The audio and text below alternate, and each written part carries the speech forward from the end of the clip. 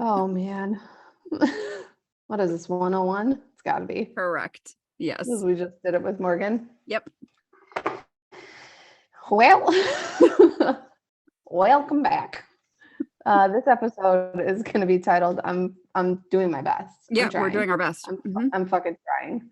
Mm-hmm. You guys are going to get like live, raw, uncut conversation between Steph and I because we have not talked this week. We have not discussed what's been going on. Sent her a couple Marcos in the beginning of the week. She was like, dude, I just need some time. I just didn't have the space to Marco you back because I was like, I'm just going to be hysterical. So what the fuck is it? She doesn't need to see me crying on Marco Polo about how I hate everything right now. Yeah. And then I was going to say, it was like, I don't want to start crying. So, because that's not going to help anything. So yeah, we're just going to use this as like how we've been doing some of our PS episodes that we kind of switched over a couple weeks ago, maybe a month, since the PSs are every 2 weeks. But so let's talk. What's been going on? What have you been going through? What hasn't been going on? Here's quite literally. Here's the truth about depression, right? Is that it, for me, doesn't really usually have anything to do with outside factors of what's going on in my life. It's just everything that's going on inside my brain, right? And like, do outside factors make it worse sometimes? Yeah, absolutely. Obviously. But I would say for the past 3 weeks, and granted, like 2 weeks ago, there was a trigger, right, with my dog being sick and stuff, but yeah, I've just been going through it. Like, I don't want to talk to anybody. I don't want to do anything.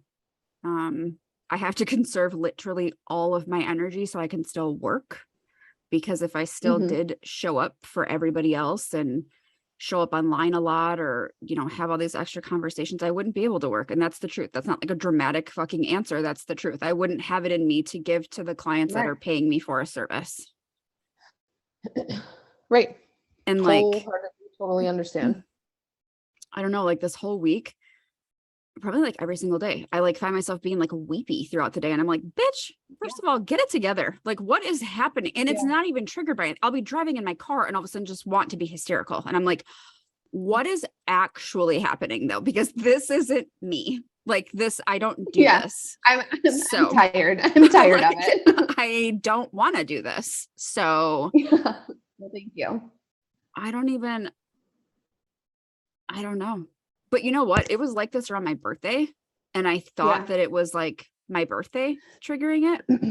Maybe it wasn't. Maybe hormones have a lot to do with it. And like I said, I do track when I do feel like this, so I can see a trend. But I've been all over the place for like 3 months where there's not like, there is a consistency, but then there's like added fucking times where I'm like, this isn't supposed to happen right now though. So what are we doing?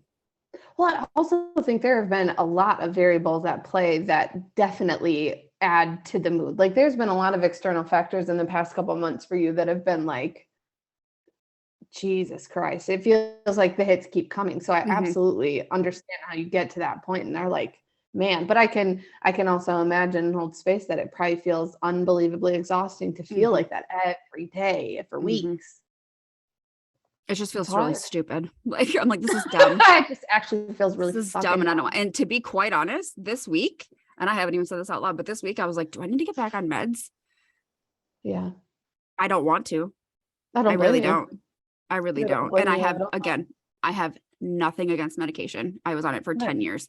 I don't want to go through that again because I don't want to go through the cycle of figuring out what's going to work for me, getting on the right dose, and then getting off of it again. I do feel like I have the skills to manage it, but then I have to accept the fact that there's going to be periods of time where I'm like this, and I just have to make accommodations for this time period. Well, and allow space for yourself too. So like in the moment where we're saying like, this is stupid, like it's this, and just being able to maybe have a better statement of like, okay, this is part of how my brain functions. And then I don't have to like the present moment, but the present moment is where I'm at. So instead of fighting reality and how I am feeling, allowing myself to have those moments where I am weepy or where I do need to rest or where I do feel sad or wherever that it may be. And then still allowing yourself to feel those things and still attempting to stick to some semblance of your routine, which you have. And I think that that's probably, my guess has been really instrumental in just being able to keep you level and not go further. Yeah. And not go further into it of like, okay, well, I'm still doing my workouts. I'm still showing up for work. I'm still showing up as a mom. Like I'm doing all those things. Thursday when I was working, my mom texted me to tell me that one of my aunts was put into hospice because she likely had a stroke. She has really bad dementia as is. And she's my great aunt. So she's my grandma's sister, my mom's mom who died. And my mom isn't taking it well. And like, so my mom texted me and all I said was okay because I was working. And then my dad texted me later and he's like, hey, you know, this happened. And I said, I know, Ma told me. He's like, well, she's not taking it well. And I'm like, okay, add this to my plate of things that now I have to manage for another person. Like, and she's my mom. Right. And that might sound like an asshole thing, but like, I was just like, I don't have it in me. It's not an asshole thing. I can understand that you weren't taking this well, but like there's people out there to talk to that aren't your child. I think that happens a lot with us in general, or with people who are therapists in general, is that people come to us, and while we want to help everybody and we want to do these things, it's like, it gets exhausting when I have, like, on days where I have Mondays and Tuesdays, my longest days, and I get messages from like family members or you know, friends of family, or like random people that I've known in the past of like, hey, so-and-so is struggling with this. Do you have anybody to refer them to? Do you know anybody? Can they see you? Can this? And while I do appreciate people thinking of me as a therapist and a resource for them, it's like, I don't have it in me to be a case manager and give these things. But then like I balance it. But I feel so ambivalent about it because I don't want to be a case manager, and I don't have the time and energy to look for these resources and things like that. But then I also I know that there isn't, like, mental health services are so scarce and far and few between that people don't know what they're it's not common knowledge for them like it is for us. Yeah, it's not common knowledge. Like, there's not like a list of like, here, go do this, and this, and then you'll be able to figure it out, which is extremely frustrating. And I've had experiences this week that landed me with feeling like that as well, and like having empathy for the other side of like, it is really scary and frustrating when you don't know what the next step is or what you're supposed to do. So it's exhausting. I can't be everything for everyone. And while there are moments where I'm here for those people, it's like, I can't stomach another thing. I can't have that on my plate. I basically just sent her a message saying like, I'm sure this is really hard for you and I can understand that, but like validating her experience while also saying like, she's in the safest place that she can be, you know, because that's like all I had in me to do.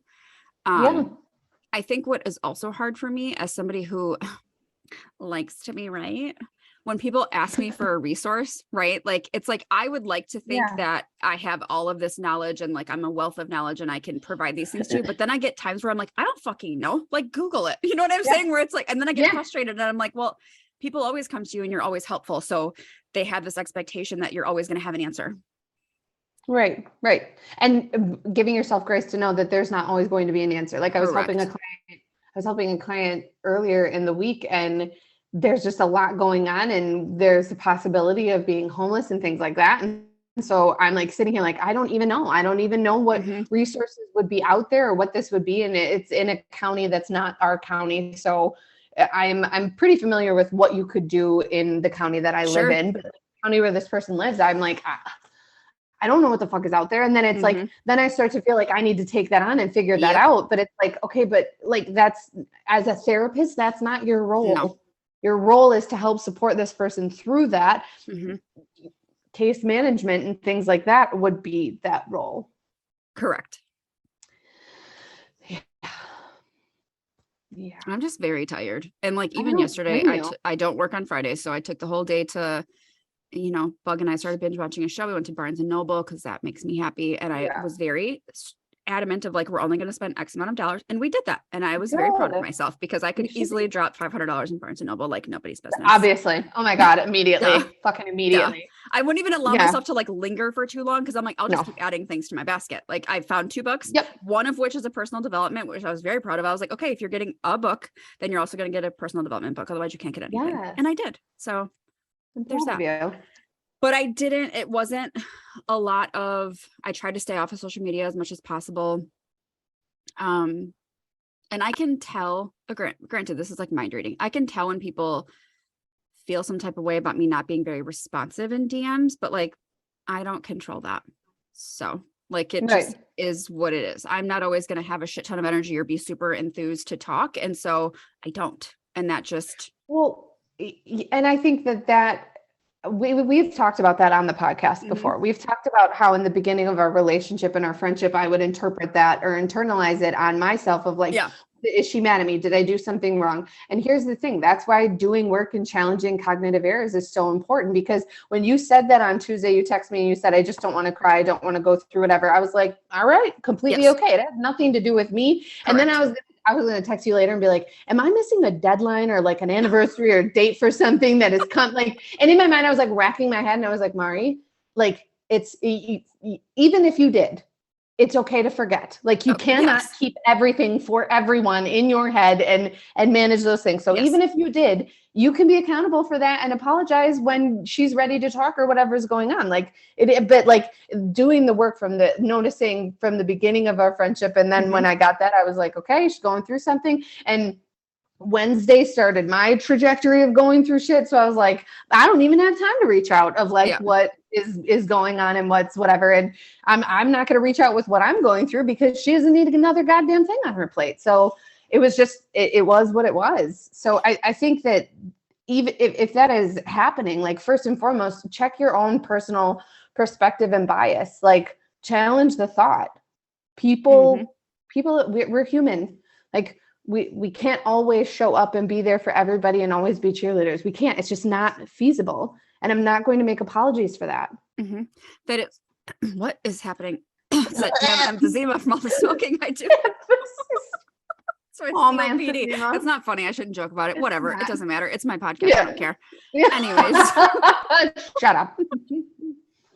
That's a beautiful thing about our friendship is that while it sucks to go, a week, 4 or 5 days without talking, there's no animosity of then we come back together and we're like, so how was your week? Where it's like gross. Like I have people like that in my life where I'm like, first of all, let's get it now together. I'm not going to talk to you again for another week. Goodbye. I'm for real mad at you, so you can shut the fuck up. Actually. And delete.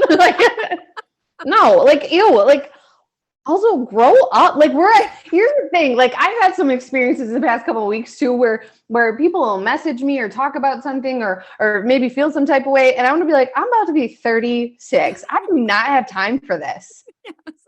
I do, unless we are discussing how we can improve, how we can be present in the moment, how we can work on our emotions, how we can be vulnerable, how we can, grow a business. I don't want to talk about it. I don't want to talk about it. Okay. So let's not talk about it. Let's not. It's so irritating to me to feel like shit that's not purposeful. I want to be like, okay. Like of the handful of people I told about my IRS debacle, you're the only person that was like, what can I do to support you? Right? Everybody else is like, no big deal. They have payment plans. It's going to be okay. Like, it's not that big of a deal. I was like, I don't know if you heard the number correctly. Did you not hear the number correctly? Maybe I should text you the number so you can hear it.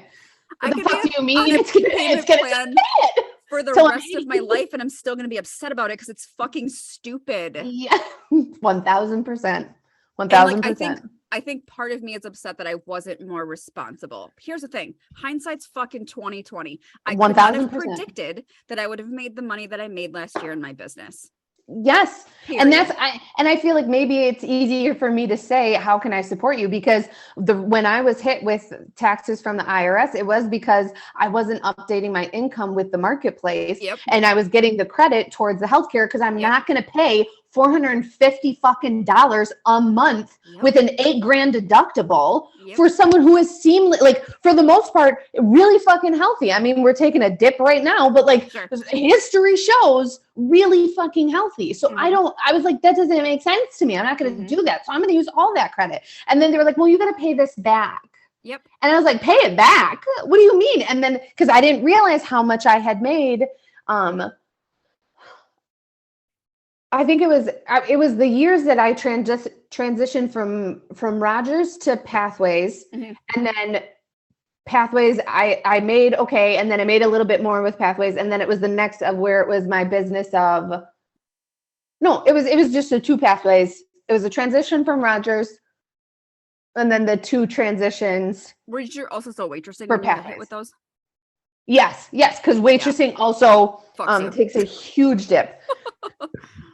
A huge dip. Because everything was fine until I put in the waitressing thing. So it was whatever. So I had to pay that back. So maybe it was easier for me to show up in that rate, because I remember looking at those fucking dollar signs and the fucking comma. And I remember being like, what? How is it? How am I going to pay that off? What do you mean? So I totally get it. Catastrophizing, right? Immediately I was like, 100%. I'm not gonna be able to go anywhere for my 40th birthday with Maury like I wanted to do. I can't go to one of my best friend's weddings. I'm never gonna be able to buy myself anything ever again because I have to pay fucking taxes. Yep, everyone's gonna hate me because I can't do anything. Yes. Yep. I'm gonna have to work until I'm sick. Yep. I'm gonna have to see 100 clients a week to catch up. Like that's never gonna happen. But no, my God. Is there even 100 hours in a week? I don't know. I don't even know. Yeah. Because it's 24 hours in a day. Yes. So I can't do math, but that's more than 100. That'd be like 25 clients a fucking day. Get your life. Absolutely not. 25 clients a day, even though there's only 24 hours in a day. You're just like double up at some point. Just go back and forth between 2 rooms. I only do half-hour sessions. What's going on? How are you? Are your eyes actually open? No, they're just propped up with toothpicks.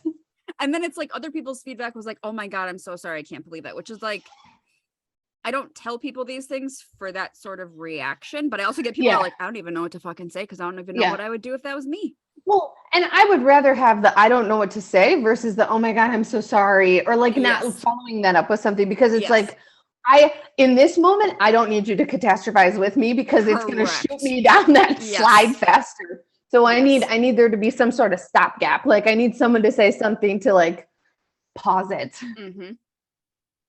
Wild. Fucking wild. And it's not even like stuff with clients has been bad. It's just difficult for me to honestly be on my A game when I'm like this. Yeah. For 100%. Of reasons. And I show up as my best, and that's all I can do, right? I can't like hold myself up to this higher standard that's not attainable right now. And that just is what it is. Well, I think that we have to compare that to everybody has a job, and you can't tell me that everyone can holistically say, I show up to my job 100% all the time. McDonald's workers are always showing up 100% of the time. Fucking doctors are showing up 100% of the time. Fucking, like nail techs or whatever, like they're showing up on, no, they're not. No, they're not. People are humans and they have bad days and it doesn't go well. Like case in point, like I'm not saying this is no justification. When people go and scream at other people and it's video recorded, you can't tell me that person's showing up as their most authentic self and feel good that day. Sure. That is an emotional mind breakdown that's being projected all over that person. There's no justification for it. Like, fuck you, don't do that. I can understand though how people get to that point, and I can understand how workers walk out. I can understand how doctors refuse patients. Like I can understand every part of it because we're humans and we're having an experience and we're not always going to be able to show up. I think it sometimes gets a little skewed because our job is so client facing. Like like people are coming and looking for purposeful things. And then we're stuck in this thought process of, well, do I cancel my whole day because I don't feel like I have it in me and like leave these people in my mind, I think high and dry, or do I keep my day and give them 75%, and it's like, or maybe 60 and it's not bad, but I'm still offering something. And I think being transparent with clients, not like I'm going to sit down with my clients and be like, listen to what's fucking going on in my life today. Like I'm not doing that, but if they are genuinely asking me if I'm okay because they can tell by the look on my face because I don't hide it, I will just be like, I'm here. Like I'm showing up. It's just been a rough week. Like that's my honest answer because that's the truth. I'm still here for you. I'm still showing up for you. I just might not be enthusiastic and that just is what it is. Right. That doesn't have anything to do with you. And I think that it's healthy to say that, of saying like, this is when I'm struggling with, or like I've struggled this week versus being like, no, everything's great. But then you're not giving typical responses. And then it gives that person a chance to internalize. Right. So it's part of that walking the middle path. Those last two tips that are back and forth of like, don't expect that people can read your mind, and don't, rely on just your assumptions, like have the conversation. So I preface those moments of like, hey, I'm dealing with this, or like, hey, this has been going on, I'm okay. Let's go into that. So let's go into not that of like what's going on with me. I'm like go into we're gonna reverse roles today. You're gonna be my therapist. Yeah. It's fine. I'm still gonna take your money. Let's talk about it. Yeah. So I don't know. Do you feel like your stress was all external this week? No. So here's a tidbit of what's been going on with me. And I'm just gonna give you the whole rundown. So well, like you need the whole picture. Long story short, but here's the thing. Yeah, well, I can't take my Ritalin right now because I started so Sunday or Saturday we had Jeff's party, and then Sunday morning I was throwing up all morning, and even if I do drink and get drunk, I do not throw up. My body punishes me the whole next day. So throwing up all morning, and it didn't feel like normal throwing up. I was like, something's fucking going on. Something's not okay. I felt weak all day. Monday and Tuesday were okay, but felt really off, really weird, not in my body. And then Wednesday night, and then last week, Wednesday, I had my psychiatrist appointment for the checkup for follow through with my meds. She was like, oh, we haven't done a urine test and we haven't done blood pressure. And I was like, oh, okay, no problem. Did the urine test the next day, sent it, and then had to get blood pressures done. So I was like, okay, I'll go to the little Walgreens or Walmart. They have those machines. Yeah. I'll do my blood pressures. I have a OBGYN appointment on Thursday. I'll get my blood pressure there just to do like a mix of them, right? Because I have noticed over the past couple of months that my heart rates, like there are moments where I have like heart palpitations or moments where my heart is racing for no fucking reason. And I'm like, well, that's not normal, but like otherwise I feel like completely okay. Well, Wednesday night, I went and got my blood pressure taken, and it was fucking high as shit. And I was like, oh, cool, I'm going to die. Like, this is something you can't fuck around with. So I like sat there in Walgreens or Walmart, and I was like, okay, I'm really going to calm down. Like, there's no need to freak out. It's probably just a misread. It's completely okay. Put it back in, and it dropped a little bit, but still very like in the high range, not good. Emailed my doctor right away, and I was like, because then I started Googling, right? Like, because I'm like, okay, well, what is something, but here's the thing. I Googled with a purpose, not to spiral. Like, what is something I holistically can do right now to attempt to lower my blood pressure, right? Just to be able to take that pressure off of my heart, because like you only get one. So you need to treat it nice. Like I told Jeff when I came home, I was like, fucking sick kids who are born with a bad heart barely get one. You think they're going to give one to just some random ass person? Like, so I'm like looking everything up. And this is where I start to panic a little bit, because everything, like the holistic options, are things I already do. Like I don't smoke, I exercise, I walk, I drink a lot of water. I can't eat fast food because I have celiac disease. Like the most fast food I could eat would be Qdoba. And so like I don't eat meat, so I was not having all these like greasy, fatty meats. So I was like, fuck, there's nothing that I can do. So then I'm like texting my dad, like, hey, do we have a history of high blood pressure? What's going on? And he's like, no, nothing like that. And the other thing that created panic for me is like, I have never had high blood pressure in my life. I have always been regular. Like I'm dead blood pressure. Yeah. Like I've always been regular to a little bit low, like, and it always at the doctor, it's never been like, oh, like the white coat syndrome or like anything like that. It'll be increased when I have to have a procedure done, right? Because I'm nervous and I'm scared. But that's explainable. So then I'm like, oh my God, I'm going to die. Not like literally, but I was like, shit. So I emailed my psychiatrist and I'm like freaking out. I take it the next day before I go down to my OBGYN appointment, and it's lower, but I haven't had Ritalin, haven't had coffee. And I had worked out that morning, but like, it wasn't anything strenuous. Take it. It's lower than it was last night, but I'm like, still like, having a moment. So I go down there, it's really high in the office. And so the nurse takes it, I start crying and talking to her, and then she takes it again before she leaves, and it just dropped, but like it still was fucking high.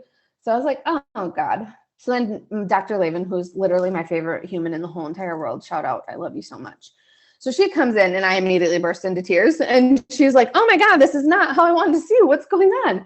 So I like talked to her about everything, about all my concerns, about how like So I started thinking like, okay, it's probably or could be something with my thyroid, right? My family has a history of thyroid issues. So my grandma, some cousins have Hashimoto's, which is an autoimmune thing, which can cause hypothyroidism from my understanding of the research that I've done. Or I don't think it form can of it either. I don't think it could be. Yeah. So I was like, okay, maybe something's going on. So I'm like talking to her, like I have a holistic doctor appointment. He's like holistic, but still a doctor and can prescribe things set for August. But I'm like, I'm not going to make it to that fucking intake if my fucking high blood pressure is like this. And I don't want to be on fucking high blood pressure meds. Like, I mean, I will if like I need to be, but like, I don't want to be. So explain everything to her. She talks to me about this new doctor that she's been partnering with. And this person has an office in Kenosha and then like one that's like a little bit closer than where my OBGYN is. And I was like, okay, bet. I was like, I'm going to message her. Like, I was like, hopefully she's taking people. She's like, if she's not, I'm going to message her and make sure that she takes you. I was like, please do, because I'm a good patient. Like I listen to what you tell me to do. And she was like, yes, you're very compliant. And I was like, thank you. I needed that validation because I'm losing it. So call the lady after my doctor's appointment. Her nurse was, or her nurse receptionist, I'm not sure who she was, who she is yet. Like she's works there, obviously. And I felt very comfortable talking to her because I said that Dr. Lavin referred me. She's like, Dr. Lavin saved my life. And I was like, bitch, me too. Like, so I felt very comfortable with that. They sent me to get my labs done, got my labs done Friday morning. And I have an appointment Wednesday with this lady to go over the labs. So I got the labs back this morning and my vitamin D is real fucking low, like not good. So that explains a lot. Like it can explain a lot. Low vitamin D can cause high blood pressure. So that makes sense. There are some studies that link low vitamin D to weight gain. So I was kind of like, okay, but like my thyroid levels are low, but not in the red. So I'm interested to see what we talk about when I go there, but like my liver functioning looks fine. As far as I know, like all my cholesterol stuff looks fine from what I can read and like looking on their explanations of like what things mean, everything looks okay. But the vitamin D was the only thing that was in the red. And then the thyroids are like if it's 0.3, mine's 0.4, like 0.3 is like the threshold of the lowest, mine's 0.4. So I'm hoping to get some sort of answers. I haven't taken my ADHD meds since. I was gonna say, can't Ritalin or stimulants increase your blood pressure? They can, yeah. But I mean, in talking with my doctor, my psych, like I never thought that would be anything because I don't take it daily. I don't take it on the weekends. I don't even take, like I'll take the 18 milligrams wasn't enough. So she gave me the 36. And if I take the 36 in the morning, I'm usually good for the whole day. If I struggle towards the end of my day, like my 5 and 6 p.m., I don't take another one because I could take the 18s, but I don't. So in my mind, it never even thought like for that to be a thing because I don't take it regularly. I wonder though if it's just a matter of like your body sensitivity because you already have autoimmune. You know what I mean? Like yeah. I don't know. It very well could be. It just like nothing ever crossed my mind because one, she never asked for it. But then two, I've always been 120 over 80 or like 110 over 80 or 114 over like 75. Mine's like 92 over 56. Oh, Jesus Christ. No, mine right now, my ones, these have been my readings the past 3 days. Nope, that's not. Well, and does blood pressure affect your cortisol? That I don't really know how all of it's intertwined because cortisol. You can't answer that. We're not a doctor. Why don't? But you know me. You know I go on TikTok. Go on TikTok and figure it out. So basically, I have heart disease. So. Yeah, like literally in my mind, I was like, my grandma had heart disease. What if I have heart disease? And I was like, she had like fucking 4 open heart surgeries. And then I was like, well, Mari, if your fucking grandma can do it, you can have open heart surgery. It's not that big of a deal. And I was like, you went straight to surgery. I'm on the transplant list tomorrow. Literally. Steph, when I tell you, I had to talk myself off of fucking ledges. Also, you could have messaged me, dude. Like, this is your health. But I understand it's my health, but I also knew that I was catastrophizing. I knew that I was spiraling. So it's not going to do me any good to message you in that moment when you're already fucking going through it and then potentially have whatever reaction that could be there. And then I'm already spiraling. So I'm going to start panicking now of like, she doesn't think it's real. She doesn't believe me. Like losing my mind. But my, 148 over 95. Yep, 134 over 83. So those were the two I took on Wednesday. Then the Thursday morning was 122 over 93. And then at the doctor's office, she didn't let me see the first one, thank God. But the lower one was 141 over 87. And then yesterday, when Jeff and I went towards the end of the night, it was like 7:30. We went to Walmart and I was like, well, I'm just going to check it because my heart rate has been low the whole day and my resting heart rate has been really together. I have drastically cut the caffeine off like from that moment. So I'm feeling pretty good about it. But 132 over 83. And I was like, it's just gotta be because I'm fucking nervous now. Like being here, like I can feel my heart rate, but my heart rate has been fucking like talking about it right now. I know that it's fucking high. I know it's talking to you, Siri. Yeah, 6 minutes ago, it was 108. So like it's been like that's what mine gets with pre-workout. Yeah, but yesterday my resting after I came home from work, the resting average for the day was 68. Oh, that's good.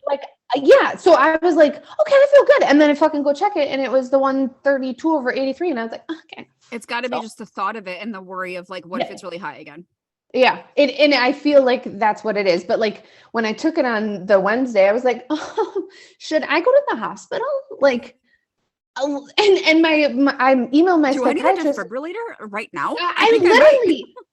I was like, somebody put an EKG machine on me. What are we doing? Like, I messaged my doctor and I was like, or my psychiatrist, and I was like, and she was like, well, if you're experiencing any of those right now, then you need to go to the emergency room or urgent care. And I was like, oh, I'm gonna fucking die. She knows I'm gonna die. Like, what do I do? She just gave me my death sentence. She just signed my death certificate. That's what she told me. She was like, well, and then she said like other things too, but I was like, I'm fucking dead. Like, what do we do? And then I was like, I'm never gonna make it to August. I'm gonna make it to August to meet this guy. Like, so thankfully Dr. Lavin came through and I love her. Are you going to this lady's office in Kenosha?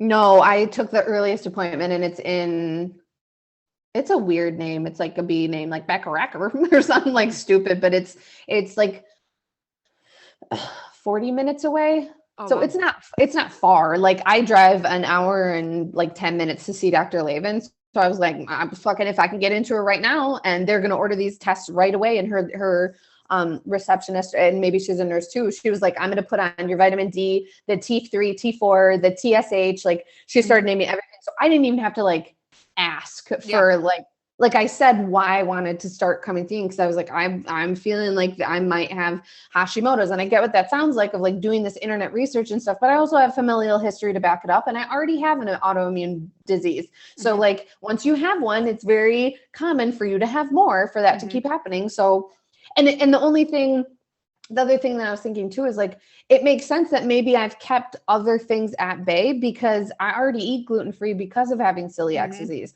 which is like one of the lifestyle changes that they ask you to make with Hashimoto's, is that you eat gluten-free. So I was like, well, I mean, hopefully, like, I don't want to take thyroid meds. I don't want to be that, but like, it would be really nice to have some explanations as to like, why my weight gain has been what it has been, why I can't lose any weight despite what I am doing. And then also like this blood pressure shit. But again, when I looked up low vitamin D and like things like that and what it could look like the thing that I'm experiencing is the high blood pressure and the potential of it linking weight gain. Because the other stuff is like fatigue, which I'm like tired, but maybe that also could have been masked by taking Ritalin, that I didn't realize how tired I was. Sure. And then one was like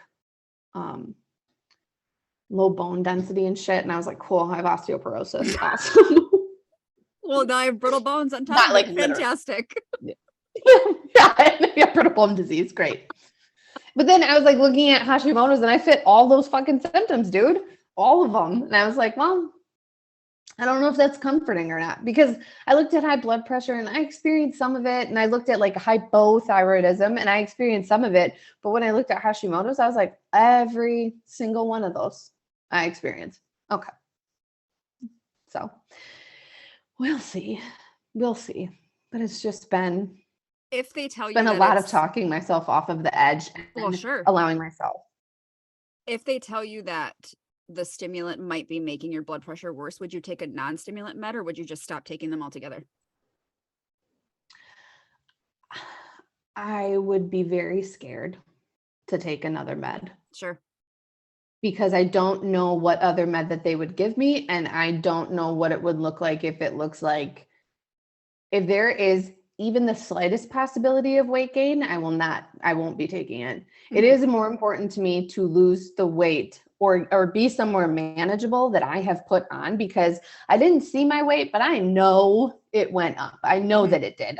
I don't fit the clothes. I can even like when I'm moving, like I'm not like, sure, I'm pushing but like this, and like I can just feel it. Mm-hmm. Right. And like I can like looking at my arms and my stomach, and it's not, it's so upsetting to me. So if it has even the slightest possibility, I fucking won't. I won't. Because that is going to send me, that's going to send me into a bigger tailspin than being unfocused. And trust me, Wednesday or Thursday and Friday, I noticed a drastic difference in my ability to pay attention to people. Like I was like there was one session, dude, I feel like I lost 3 whole minutes. Like I was like, where the fuck did I go? I didn't even realize I was gone somewhere. Because then like I started having some moments a couple weeks ago of like, are you just anxious, Mari? And you don't really have ADHD? Like, are you just worried about some stuff? And then like it like creates this like inability to focus. And then sure enough, Thursday I was like, no, you have ADHD, 1000%, bitch. Because I was like, I don't remember what that person said. Like, fuck. So, I mean, the only, I guess, positive to that is, that you're able to function and do your job without meds because you did it for years. Whether or not it's easy is besides the point, but that you're capable of doing it. Yes. And the thought process is with Jeff potentially starting this new job Monday, I won't have to work as hard. So correct. I will pull back my schedule if I can't take the stimulant anymore, which is completely okay. And if I can't, then I'll pull back my work schedule and just work and do what I can without it. And I'm completely fine with making that resolution. That's okay with me. So to be continued. I say cheers to getting older. Just kidding. Is it though? Yeah, no, like what the fuck? I felt like I hit 30 and it's just been like, like, yeah, pretty much. Even honestly, I feel like at 32, I was even doing okay. But these last like 4 years, 3.5 years, I've been like, what's going on? What is happening right now? It's upsetting. Yep. And what's so scary about like thyroid related issues is like, if for some reason your thyroid can't be managed with medication, or your thyroid like dies and like isn't working, then there's that fear of like, okay, but if you take it out of me, then I don't have hormone regulation, and then what? I'm gonna be fucking Veruza, whatever her name is from Willy Wonka and the Chocolate Factory. Like, no, thank you. Yeah, no, literally. What is gonna happen? But I'm just taking it one step at a time. Hey, we're doing our best. I'm doing my fucking best.